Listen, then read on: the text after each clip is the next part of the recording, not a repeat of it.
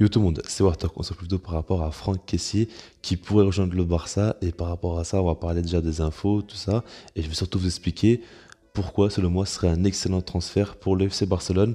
Et je vous garantis déjà que vous serez d'accord avec moi à la fin de la vidéo. Vous allez voir, hein, franchement, pour moi, il n'y a pas de débat. C'est vraiment un coup à faire pour le Barça. Et voilà, on va commencer tout de suite par les infos. Alors, qu'est-ce qui se passe par rapport à ce jour-là? Déjà, ce qu'il faut savoir, c'est que ce contrat se termine en été 2022. C'est-à-dire qu'en janvier, il pourra négocier avec n'importe quel club pour signer librement en été 2022.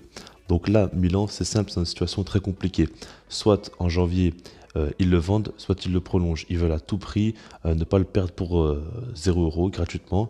Donc du coup, c'est une situation compliquée. On sait que ça négocie depuis un petit temps pour la prolongation à Milan, mais ça aboutit à rien du tout. Ils ont du mal. Et aujourd'hui, on pense clairement que le joueur est sur le départ. Sinon, il aurait déjà prolongé d'ici là. Après, c'est pas impossible qu'il prolonge, mais en tout cas, il n'est plus sur le départ. Et ce qu'il faut dire, c'est qu'il y a pas mal de clubs intéressés, notamment Liverpool, tout ça, mais après, il y a aussi le Barça qui veut vraiment le recruter. Ce qu'il ne faut pas oublier, c'est que le Barça a une enveloppe d'à peu près 60 millions d'euros, 60 à 70 millions d'euros pour ce mercato d'hiver. Ça ne veut pas dire qu'ils vont les dépenser obligatoirement, mais en tout cas, ils ont de l'argent, ils peuvent faire des coups. Ce qu'il ne faut pas oublier aussi, c'est que déjà, quand un joueur lui reste plus qu'un an de contrat, sa valeur diminue fortement. Alors imaginez quand il ne reste plus que 6 mois de contrat et que le club a l'autorisation pour négocier avec le joueur pour qu'il arrive libre au bout de 6 mois. Vous vous doutez bien que si jamais un transfert, ce sera pour très très peu d'argent. Moi, pour moi, ça serait un truc du genre 5-10 millions d'euros. Après, moi, je vous dis ça, c'est aucune info. Là, c'est mon ressenti par rapport à la somme. Mais en tout cas, ce sera vraiment très très peu cher. Après, par contre, le salaire, ça, je ne sais pas trop par rapport aux infos qui circulent. Je ne sais pas trop combien il demandera. Mais voilà. Maintenant que vous savez ça, le Barça est intéressé. Ok, imaginons maintenant qu'on étudie le profil. Déjà par rapport à son style de jeu, pour moi, franchement, c'est pas un joueur qu'on dit directement, voilà, il va jouer au Barça, il a le style de jeu, l'ADN ou quoi. Après, pour moi, ça veut rien dire parce que c'est un joueur déjà qui joue au milieu de terrain, certes. La plupart du temps, il joue dans un double pivot avec deux milieux récupérateurs. Ok, maintenant, le truc, c'est que c'est pas un joueur qui sait simplement défendre, qui a simplement un gros volume de jeu. Il fait 1,83 m, il est très très physique. Et voilà, beaucoup de gens le voient un petit peu comme ça. Maintenant, ce qu'il faut dire, c'est que déjà, il est dans une forme assez folle, hein, parce que son passé, il a fait une saison grandiose. Même avec la Côte d'Ivoire aussi, hein, il fait de très très bons matchs. Mais après, c'est un joueur vraiment très box-to-box qui peut beaucoup apporter dans les deux parties du terrain, c'est-à-dire défensivement comme offensivement. En plus de ça, il tire aussi les penalties, ça c'est important. C'est-à-dire qu'il a une bonne qualité de frappe. C'est même pas que par rapport à ça, il peut aussi faire des grosses frappes de loin, quoi. Il a une bonne puissance. Et après, techniquement, il s'en sort très bien. C'est pas un joueur qui va faire comme le Frenkie de Jong, des percées, où il va dribbler 3-4 joueurs, c'est pas son style de jeu non plus, mais il est très à l'aise. Et après, c'est vrai que aussi beaucoup de gens vont me dire que voilà, le Barça doit plutôt recruter un joueur en défense ou en attaque ou quoi. Moi, je suis pas contre ce que vous dites. Pour moi, vous avez raison. Maintenant, le truc, c'est que c'est vraiment une grosse opportunité. Donc, c'est pour ça que, selon moi, c'est logique que le Barça se positionne sur le joueur.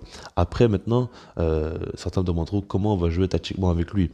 Là, je vais vous donner un petit peu des idées et toutes les possibilités qu'offre Kessié au Barça si jamais il rejoint le club. Imaginons déjà qu'on joue en 4-3-3 avec Kessié. Ben, tout simplement, on mettra Frenkie de Jong en tant que numéro 6 avec pour deux relayeurs, Kessié d'un côté et Pedri de l'autre.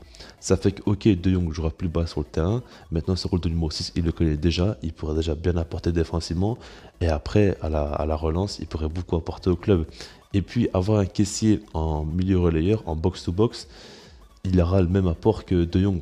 Pas dans le même registre, mais en tout cas, il va beaucoup, beaucoup apporter offensivement aussi. Donc, il fera beaucoup de bien. Après, imaginons maintenant qu'on joue en 4-2-3-1.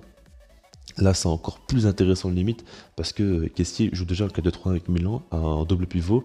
Et là, De Jong aussi l'a déjà fait avec l'Ajax. Donc c'est un poste qu'il connaît très bien avec les Pays-Bas, il l'a déjà fait aussi. Et du coup, on pourrait voir un double pivot avec Kessié et Frenkie de Jong. Et là, franchement, ça paraît quand même très solide.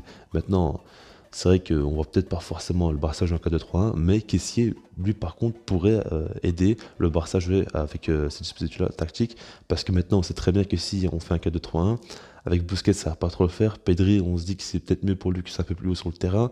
Donc, du coup, Kessié, ce serait vraiment parfait. Et après, pour terminer, on peut même voir un 3-4-3, ou par exemple un 3-5-2, j'en ai pas parlé, mais pour moi, c'est logique, 3-5-2, c'est comme un 4-3-3 par rapport au milieu de terrain. Mais le 3-4-3, on pourrait avoir un milieu de terrain à 2 avec De Jong et Kessié, encore une fois. Et pour moi, ça marcherait très très bien. Donc du coup, voilà, Kessié pourrait apporter un profil différent. Et c'est un style de joueur qu'on n'a pas aussi, parce que même par rapport à son caractère, c'est un joueur qui a un très gros caractère. À Milan, on sait très bien que c'est l'un des gros leaders de l'effectif. Et là, au Barça, il pourrait apporter ça. Et en plus de ça, c'est un profil très physique, avec un gros volume de jeu et qui est à l'aise balle au pied. Donc, pour moi, il n'y a aucune raison qu'il ne réussisse pas au Barça. Il a seulement 24 ans aujourd'hui. Il n'est même pas encore au top de sa forme, pas encore à son meilleur niveau. Il pourrait encore progresser. Franchement, le Barça, si jamais il arrive à le recruter, ce serait un excellent transfert. Il y a pas, franchement, il n'y a pas une raison qui pourrait me faire dire que non, ce serait pas un bon coup ou quoi. Déjà, le coût sera très peu élevé et après, il pourrait apporter tactiquement quelque chose en plus. En plus de ça, il a déjà un niveau actuel qui est très bon. Moi, pour moi, franchement, je le signe tous les jours. Dites-moi comment ça s'est passé. Est-ce que vous êtes pour ou contre son arrivée? Et puis, sinon, moi, je vous dis peace.